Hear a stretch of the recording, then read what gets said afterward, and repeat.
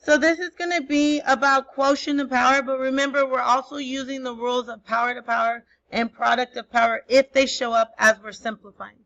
So I would circle number 64 because it's showing you that is one that you're using from a teacher example. First thing, I'm going to look in the inside at my coefficients of my variable and see if anything can be reduced. Can the coefficients go into each other, or is there any of the same variable? In this case, there's not, so I'm going to distribute the 3 to each thing in the inside. This is going to give me 4 to the third because it's like an imaginary 1. 3 times 3 for the D is 9. And C remains at the bottom. 3 times 5 is 15. So C to the 15. The only other thing I can do to simplify it more is if I take my calculator and I clear the exponent on my coefficient. So in this case, I will do 4. And I use this y to the x button to the third.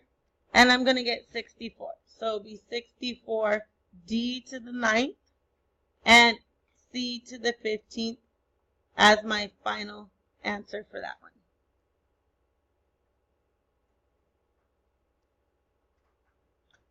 Let's go ahead and do number 67. I will circle that one. When you have negatives, you want them to be at the bottom. That's what the bottom of the quotation means. But don't do that until you're at the very end. So I'm going to go ahead and see if there's anything alike. There's not, so I'm going to distribute, use your arrows, the exponent to each one. That will be negative 2 to the second.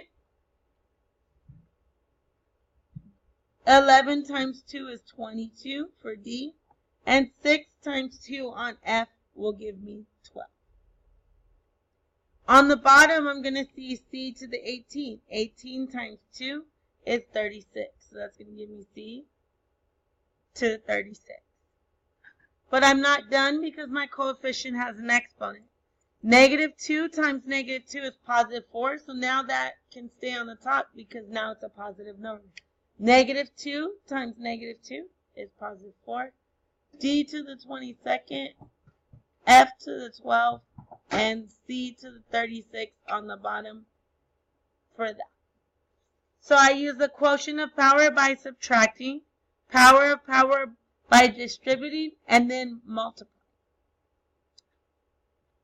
I'm going to do one more.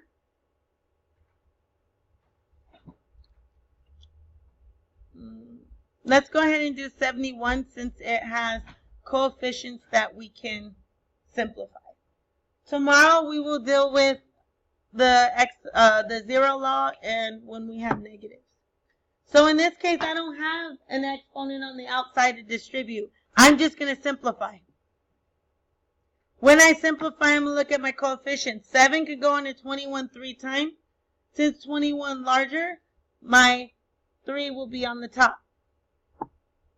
D has 18 on the top, 11 at the bottom. 18 is larger, so my base of D goes on the top. 18 minus 11 is 7. For E, same thing. E is largest exponent on the top. 5 minus 3 is 2. And this is my final answer. Please open your reference book. Look at each one of the rules. We'll be adding 2 more rules. But that's all you're doing for this.